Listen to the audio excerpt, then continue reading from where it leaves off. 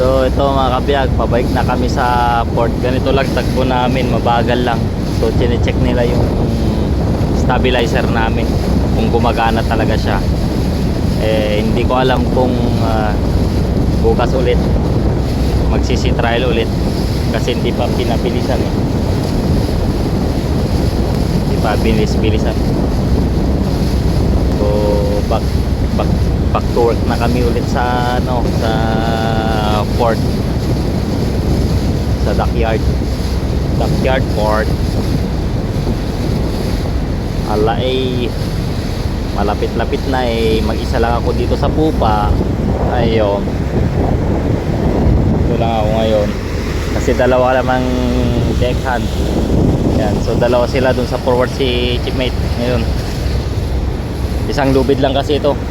Ayan, isang lubid lang. Tapos maya maya na pag nakadikit na kami, yun, bigay-bigay na lang mamaya. Ganyan yung sistema nila dito. Kasi yung ibang lubid namin iniwan namin dun sa sa dockyard.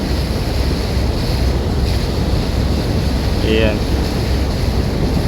So hanggang ito munang video ko. God bless po sa inyo lahat mga kabiyag.